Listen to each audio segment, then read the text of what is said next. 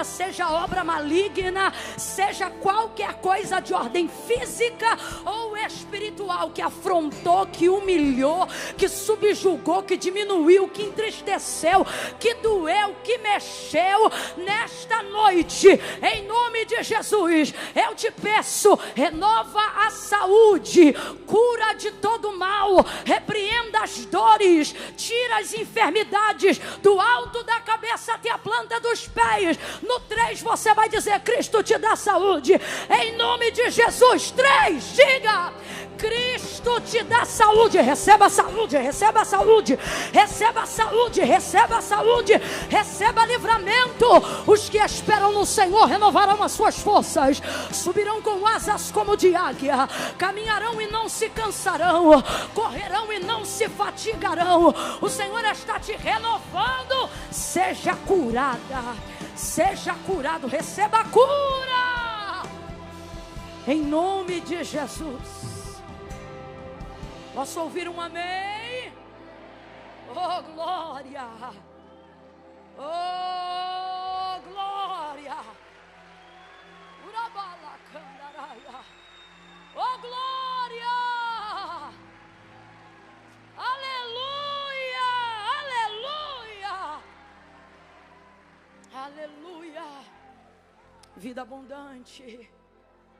Aleluia, Jesus veio para que nós tivéssemos vida e a tivéssemos em abundância. Paz do Senhor Jesus, igreja.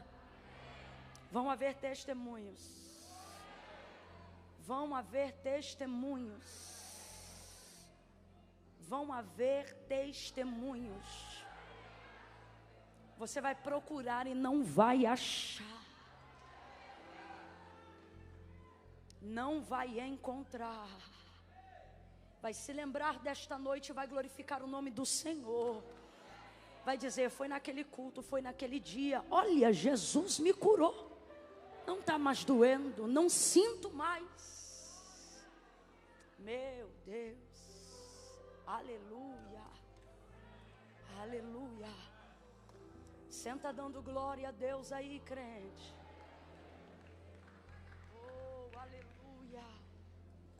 Aleluia. Meu Deus, como tu é bom, Jesus. Deus que cumpre promessas. Aleluia. Rapaz, isso faz a gente lembrar de João na ilha de Patmos. E olhei para o seu semblante e era como do sol, quando sai na sua força ao meio-dia. Meu Deus, como é bom estar aqui, gente. Estou tão feliz. Estou tão feliz. Meu Jesus, eu estou muito feliz. Aleluia. Aleluia. Gente, você também, você também é para ficar feliz, viu? Eu paguei o frete para você e eu trouxe esse livro. Esse livro aqui é um livro que pela misericórdia o Senhor confiou a mim, a pastora Raquel Lima, a Gabriela Lopes e a Midian Lima. Chama-se Juntas. Juntas, na verdade, apesar de ser uma palavra que combina muito conosco, né? Porque nós sempre estamos juntas no mesmo propósito. Juntas, na verdade, é a junção de uma sigla que ficou juntas, mas significa Jesus unindo o nosso tempo para avivamento e salvação. E aí ficou juntas, né? E aí nós temos aqui capítulos direcionados de acordo com a palavra que Deus confiou ao ministério de cada uma.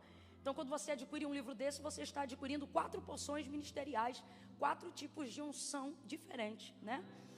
Então, eu falei sobre como se comportar para ser uma voz profética, como se torna uma voz profética. Pastora Midian Lima falou sobre como preparar um lugar seguro para a sua geração. Então, ela fala sobre legado, ela fala sobre educação familiar, ela fala sobre o seu DNA, né? Sobre vida de casa, sobre filhos. Raquel Lima, ninguém melhor do... Gente, quantos aqui conhecem a pastora Raquel Lima? Como vão as vidas, as demandas, as situações, né? Os amigos, os inimigos. Raquel é uma figura. Raquel, ninguém melhor do que ela para poder falar. Dançando na chuva, como manter a constância em momentos de crise. E a Gabriela, que tem uma história linda de superação e fé, falou sobre como romper, como aceitar o novo. Você pensa que é fácil aceitar o novo? Ah, Camila, precisa aprender para romper? Precisa aprender para poder abraçar a vitória? Precisa, principalmente a gente que é crente. A gente é tão treinado a guerrear, que quando chega a hora de abraçar o novo, tu suspeita do cenário do cumprimento da promessa. Porque você só se habituou à guerra. Então quando chega a hora da bênção, você duvida de tudo. Você ora anos pela salvação do marido. Aí quando o marido salva, você diz, será que está convertido mesmo? Uma vez eu pregando num lugar, terminei de pregar. Antes de eu terminar de pregar, fiz o convite. Um irmão que sempre levava a irmã na igreja, né, a esposa dele, mas nunca fazia uma aliança. Ele chegava na hora do culto, deixava ela na porta, quando o culto acabava, ficava esperando lá fora, nunca entrava. Mais de 20 anos fazendo isso. E aí estou eu ministrando quando fiz o convite e ele veio. Eu não sabia, e por exercício do espírito profético que estava naquele lugar, eu disse, talvez você esteja orando há anos, e hoje ele vai entrar por essas portas. Seu Geraldo entra. 20 anos deixando a esposa e pegando e nunca entrou. Quando ele entra a igreja, aquela comoção, todo mundo conhecia a história daquela irmã do círculo de oração, a igreja entra em festa, menos a esposa. Você acredita nisso? Estou te falando no altar, diante de Deus, aconteceu lá em Pernambuco. E aí, ela veio, orou, não derramou uma lágrima, e estou ouvindo a história, 20 anos ele vem aqui, eu olhei para ela, falei, Jesus, quase que eu perguntei, você quer aceitar também? Quando terminou, ela me procurou. E ela disse que ela não estava bem, tipo, não estava se sentindo em paz, porque orou a vida toda, e aí hoje, do nada, ele entra assim, nem assistiu o culto, e para ali no altar. Eu falei, quantos anos, irmão, orando? 20 anos. Eu falei, do nada, né? Do nada. Por quê? Porque a gente treina, a gente fica tão habilitado para guerrear, que quando chega a hora de celebrar, a gente não tem paz para receber. E aí a Gabriela fala sobre isso. Meu Deus, eu falei tudo isso para falar da Gabriela, né? Vai estar disponível no hall de saída. Camila, onde é o hall de saída? No hall de entrada, só vai mudar de direção quando o culto acabar. Aí você adquire lá, tá bom? E Camila, como é que vai funcionar? Eu não vou estabelecer nenhum valor para esse livro, porque eu quero que você adquira o que tiver lá de acordo com o que você puder fazer. Então, se você tiver $1, Camila, eu tenho $1, quero levar um livro, você vai levar o livro em nome de Jesus, tá bom? Eu quero que você seja abençoado pela medida também, no tanto que você também já tem me abençoado. Camila, não, eu quero semear uma oferta, né? Então você pode semear e pode pegar o livro também para abençoar pessoas. Deixa uma oferta e leve o livro. Eu não vou estipular valor nenhum, pelo menos dessa primeira vez, vamos ver das outras. Estou brincando, fica à vontade, de verdade, a gente trouxe para isso, tá ok? Vai estar disponível no hall de saída. Aqui aonde? Só mudar. Isso aí, tu é ligadinho, aleluia. Glória a Deus. Abra comigo a sua Bíblia. No Evangelho do Senhor Jesus, segundo escreveu Lucas, capítulo de número 7. Evangelho do Senhor Jesus, segundo escreveu Lucas, capítulo de número 7. Pastor Eduardo foi um profeta em nosso meio nessa noite. Bendito seja o nome do Senhor. Theo Rúbia, um adorador, meu Deus. Muitos cantam, né? E outros nos conduzem à adoração. Deus abençoe. Ministério de louvor e adoração dessa casa também. Meu Deus, já abriram aqui cantando a música que eu coloquei na minha retrospectiva 2023. Falei, Jesus, ou eu estou ligado a eles. Aleluia. Uma bênção, uma bênção. Olha para o teu irmão e diz, ainda bem que eu vim. Não, você não falou. Fala aí, galerinha, diga, ainda bem que eu vim. Fala assim para ele, já pensou se eu não venho? Fala para ele, Deus me livre. Deus me livre. Deus me livre. Aqui, ó, quem não veio, ó, como é que quem não veio tá agora, ó. Olha lá a vida dele, firna. E não curte, não comenta, não compartilha, só fica aqui, ó. Raiva, o ódio, na força da ira. Olha lá, viajou de novo, um desgraçado. Fala de novo pro teu irmão, ainda bem que eu vim. Lucas capítulo 7. O Senhor trouxe uma palavra ao meu coração, uma direção muito específica. Nós vamos ler o texto e eu vou te pedir para liberar a palavra profética dessa porção nessa noite. Versículo 37 em diante. 7:37. Quem achou, diga amém.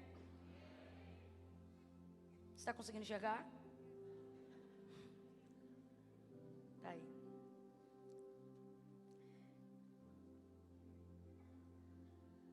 vamos lá. Certa mulher da cidade, uma pecadora, sabendo que ele estava à mesa na casa do fariseu, levou um vaso de alabastro com unguento, e estando por detrás aos seus pés, chorando, regava-os com suas lágrimas, e então os enxugava com os próprios cabelos, beijava-os e os ungia com unguento. Quando o fariseu que o tinha convidado viu isto, disse consigo mesmo: se este fosse profeta, saberia quem e qual é a mulher que lhe tocou, pois ela é pecadora. Disse Jesus ao fariseu: Simão, uma coisa tenho a dizer-te. E respondeu ele: dize-a, mestre. Certo credor tinha 2 devedores, um lhe devia 500 denários e o outro 50. Não tendo eles com que pagar, perdoou-lhe a ambos. Ora, qual deles o amará mais o Senhor? Respondeu-lhe Simão: tenho para mim que é aquele a quem mais perdoou. Disse Jesus: julgaste bem. Então, voltando-se para a mulher, disse a Simão: vês tu esta mulher? Entrei em tua casa e tu não me deste água para os pés. Esta, porém, regou com lágrimas os meus pés e os enxugou com seus cabelos. Tu não me deste ósculo, ou seja, beijo, mas ela, desde que entrou, não tem cessado de me beijar os pés. Tu não me ungiste a cabeça com óleo, mas esta ungiu-me os pés com unguento. Por isso te digo que os seus muitos pecados lhe são perdoados, pois muito amou. Diga assim comigo: redenção. Está fraco, diga redenção. Mas aquele a quem pouco é perdoado, pouco ama.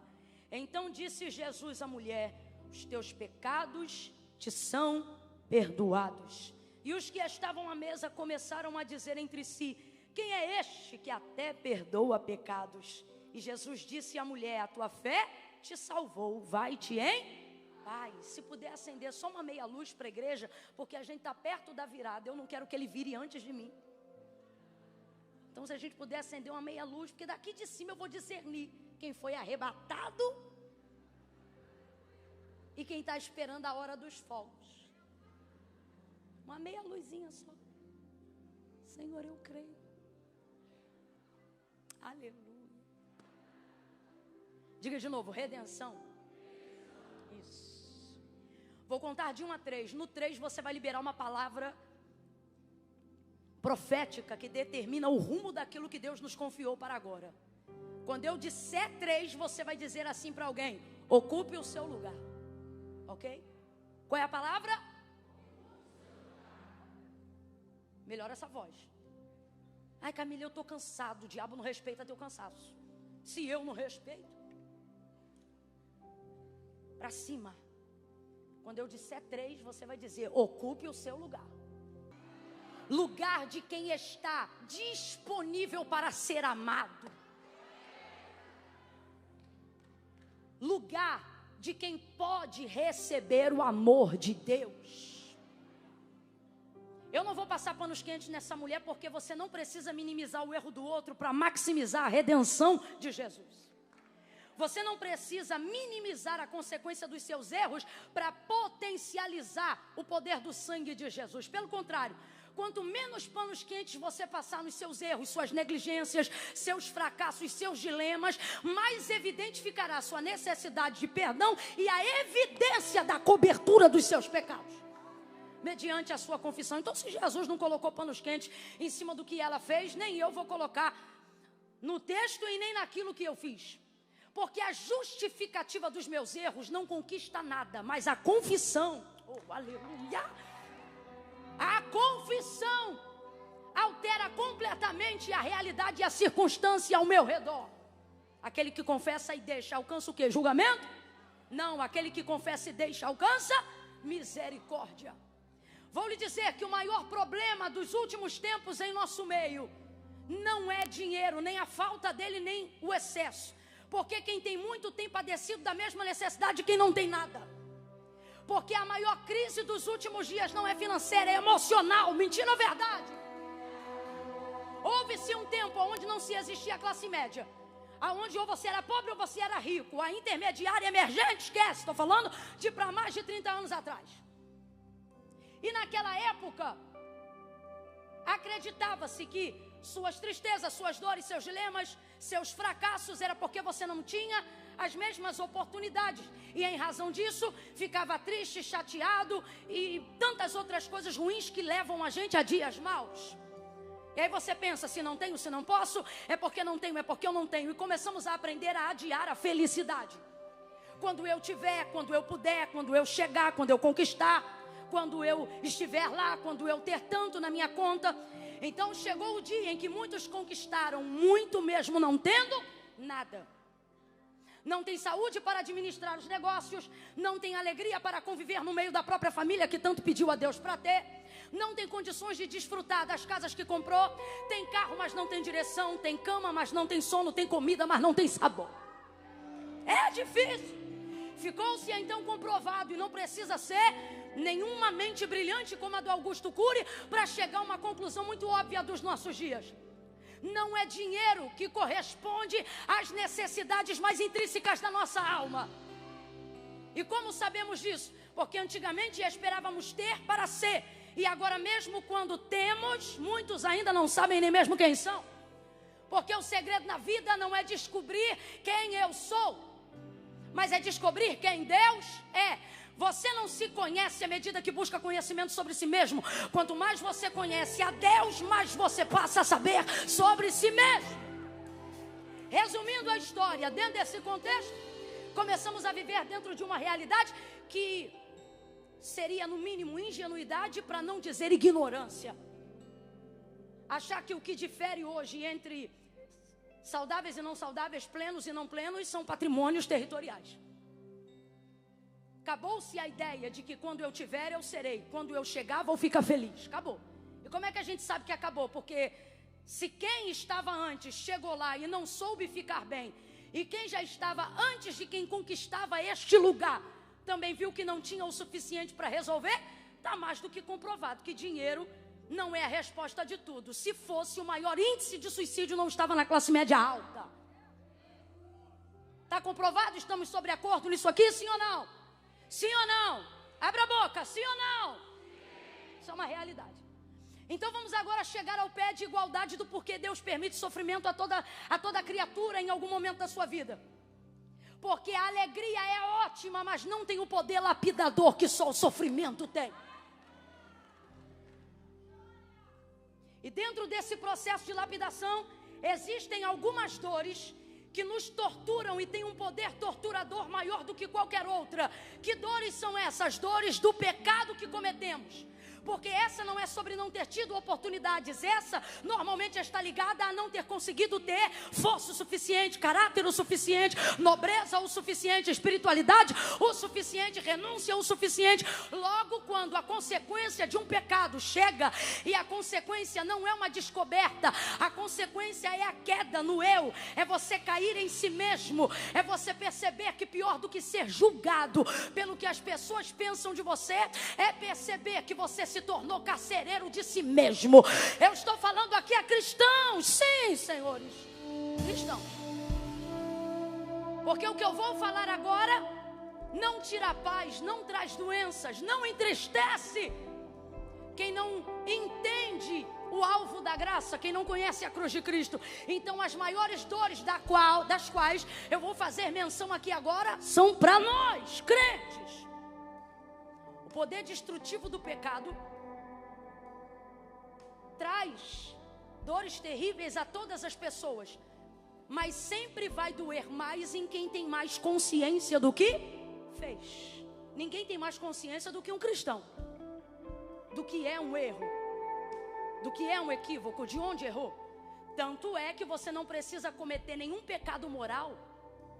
Tanto é que você não precisa cometer nenhum erro tão grotesco a ponto de que todo mundo saiba, ou que seja necessário ficar evidente, que só os seus erros individuais, veja, já não estou nem mais falando de pecado, seus erros insistentes são os que mais te aborrecem. Vamos aqui para um terceiro nível, dos crentes maduros. Os crentes maduros normalmente são os que mais sofrem. Por quê? Salomão disse: quem aumenta em sabedoria também aumenta em sofrimento. E por que aumenta em sofrimento? Porque aumenta seu nível de consciência. Abre a boca. Aumenta seu nível de... Quanto maior sua consciência, maior a sua dor. Quem está entendendo, diga amém. Mas eu não quero que pare de doer, porque se eu parar de sentir dor de tudo, perco o nível de consciência e de maturidade que estou tendo. É isso que vai polindo o meu caráter, a minha nobreza. É isso que vai polindo o meu templo. Então veja, entenda. Esses erros já são suficientes para nos castigarem. A quem eu falo agora? A crentes que desejam ser puros, santos, mas que estão sendo castigados por ciclos repetitivos de erros, dos quais você diz: Jesus, me tira dessa negligência, me tira dessa falta de vida devocional. Jesus, me leva de volta para o lugar da oração. Quando o pastor estava orando aqui para arrependimento dos pecados, ele fez algo incrível, convidou a igreja inteira a repetir a oração de quem quer voltar. E sabe o que eu senti no meu espírito? Porque também fui alcançada, que aquela oração não era só de gente desviada ou afastada que estava voltando, mas de crente consciente que está distante do lugar da oração, distante do primeiro amor, distante do jejum, distante da prática de vida devocional. Porque ainda que alguém venha e pregue outro evangelho, quem já viveu uma experiência sincera com Cristo sabe que não tem vida longe da palavra, longe da oração, longe da devocional, longe da presença de Deus. Então, quando você vai amadurecendo, te corrói a ideia de saber de que você poderia estar mais perto de Deus, mas não está. Não porque Deus não quer te entregar algo, não porque Deus não quer estar com você, mas porque você tem sido cada dia mais ineficiente, cada dia mais incapaz. No início você era tão dedicado. No início o seu maior pecado era a vaidade da sua própria santidade, de tanto que você queria se santificar. Dê o nome que quiser: cansaço, burnout, exaustão, esgotamento, depressão. Sempre vai ter um nome. O problema é que, independente da causa, não muda o efeito. Qual? Estar triste por não me sentir mais tão próximo quanto antes, e automaticamente tão amado quanto antes, tão perdoado quanto antes, tão crente quanto antes, tão cheio quanto antes. E a maturidade que você adquiriu nesse período de sofrimento, cansaço, exaustão, erro, seja lá o que for, não rouba de você a necessidade de continuar tentando. Porque quem já foi àquele lugar pode até não estar nele, mas não fica em paz para ficar distante dele. Então você está aqui e eu vou te falar como Deus me mandou pregar. Não estou seguindo o sermão exegético da palavra, estou seguindo a introdução que o Espírito me deu enquanto orávamos aqui. Os dois maiores sentimentos que te acompanharam em 2023, mas que não vão entrar com você em 2024, se chamam medo e culpa. Interessante que o seu medo não é do escuro, não é do diabo. Estou falando aqui, é uma maioria de crentes. Seu medo de um tempo para cá é de até quando Deus vai tolerar esse seu comportamento. Até quando a paciência de Deus vai se estender com você.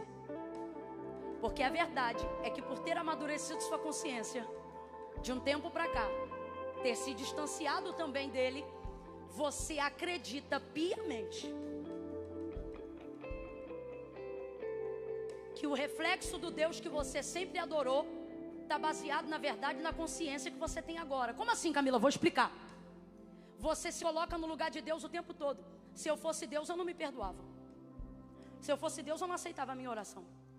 Se eu fosse Deus, eu não teria tanta paciência. Aí você diz assim: mas eu sei que eu não sou Deus. Eu sei que Ele me ama de um jeito que nem eu mesmo posso me amar. Isso é o que você sabe, mas não é como você sente. E por que isso? Porque a verdade é que, por errarmos, falharmos e nos distanciarmos repetidamente, somos tendenciosos a passar a adorar a nossa consciência achando que estamos adorando a Deus. Camila, eu não entendi. Vai entender agora. Piper tem uma frase maravilhosa e ele diz assim: se o Deus que você diz adorar nunca te confronta, nunca discorda de você, é bem possível que você esteja adorando uma versão idealizada de si mesmo e esteja chamando de Deus. Então, se a gente puder resumir isso aqui, o que ele está ensinando para a gente?